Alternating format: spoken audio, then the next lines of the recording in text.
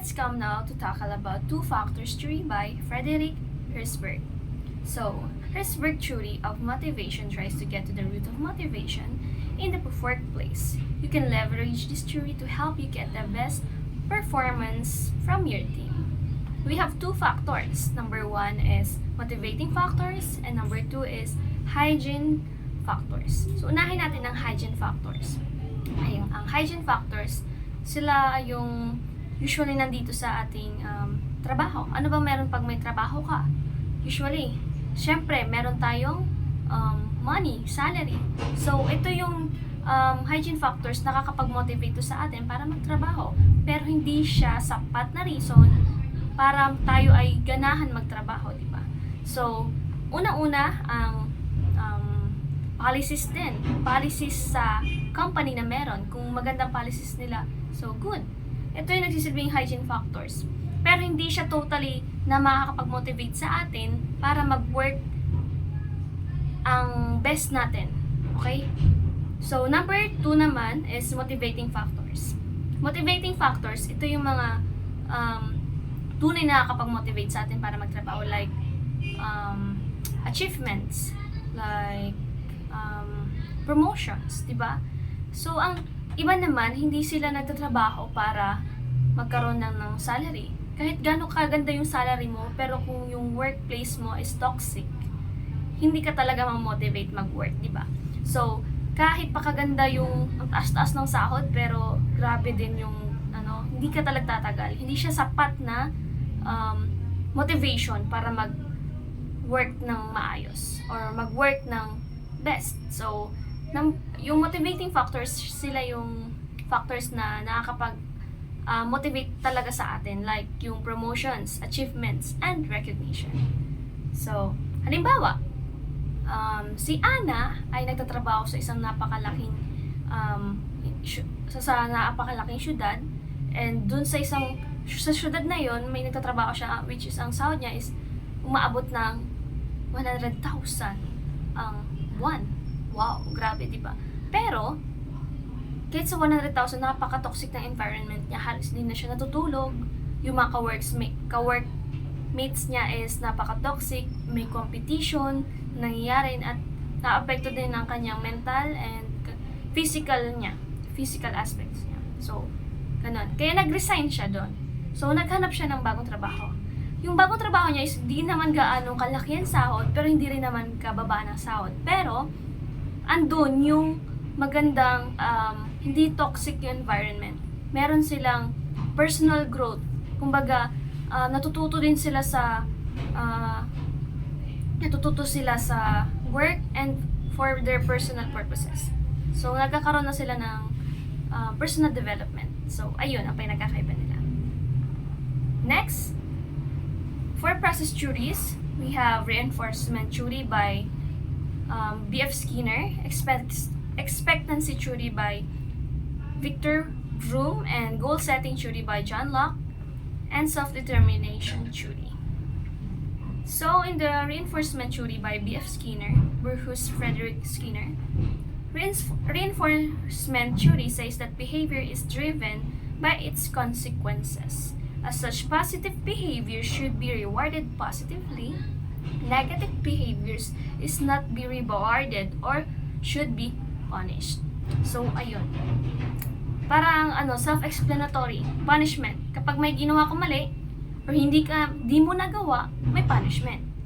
At pag may gusto kang gawin, or may gusto kang kunin, ma-achieve, may kailangan kang behavior na gagawin, which is reward. So, example, gusto mo ng iPhone 15 or so much mas mataas pa doon. Yung mga bago ngayon, yung mga latest ngayon. So, paano mo siya makukuha? Ang kailangan mo is mag-work hard. Mag-work hard ka, mag-earn ng money para makuha mo yun. So, ganun. So, napaka-simple pero may deep meaning siya. May deep psychology siya. Like yung sa magjowa. Ayan, sa magjowa tayo. Kung tayo sa magjowa naman, kapag araw-araw mong kausap ang tao, syempre wala na excitement, di ba? Kapag nasanay ka na. Pero, kung yung tao ay hindi, bihira lang sa'yo mag-chat, is parang yung reward mo randomly, hindi siya continuous ang reward mo. 'Di ba? Random ang reward mo. Hahanap-hanapin 'yon. Yung behavior na 'yon is magiging consistent. So ang strategy para maging consistent ang behavior is dapat ang reward mo is random lang. Hindi siya consistent ang pagbigay mo ng rewards. Dapat lang siya. Dapat random, bihira or paminsan-minsan. Para yung tao is consistent na maging maayos sa behavior niya. Like, 'di ba? Example, yung bata. Yung bata naman, sabi mo, bibigyan kita ng reward, bibigyan kita ng candy or ng pagkain kapag nakakuha ka ng mataas na grades. Or kapag nakakuha ka ng magandang grades, kahit walang specific, basta makakuha ka ng magandang grades or magandang scores sa quizzes. So yung bata, nakakakuha na siya ng magandang, araw-araw siya nakakakuha ng magandang scores. So bibigyan mo siya, ganito nga araw-araw. Araw-araw bigay ka din.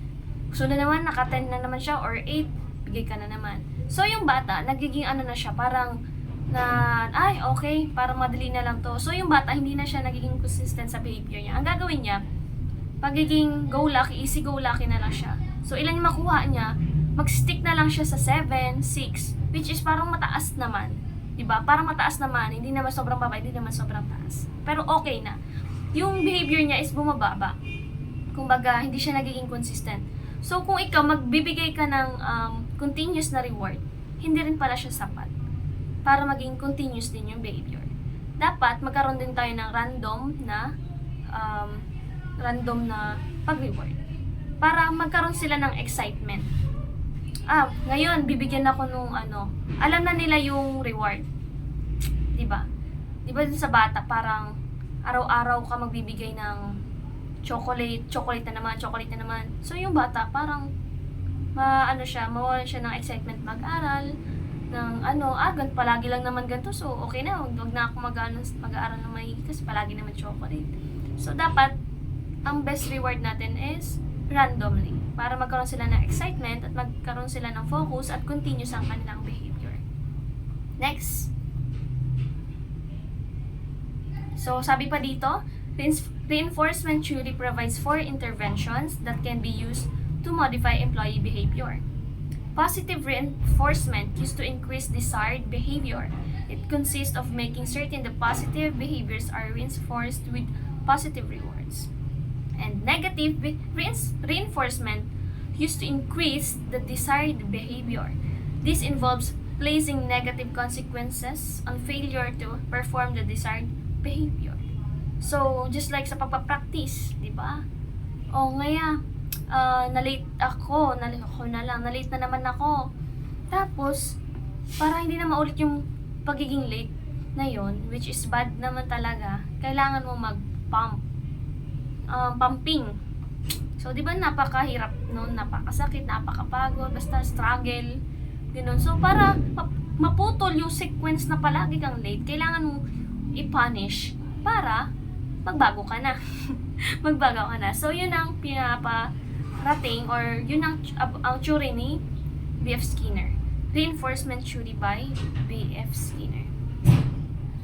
We also have extinction used to reduce undesirable behavior. This involves not providing any form of reinforcement for a behavior. Ito na extinction, parang pagpapabaya. Good or bad, walang pakialam, ganon. Used to reduce undesirable behavior. This involves not providing any form of reinforcement of behavior. So, kumbaga, hindi ka intindihin. Parang silent treatment ba? Ganon.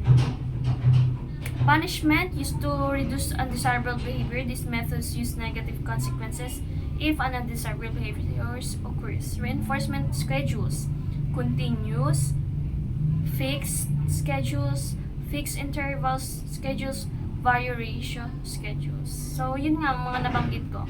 May fixed, may interval din ang reward, and may variable, iba-iba. So, ganun.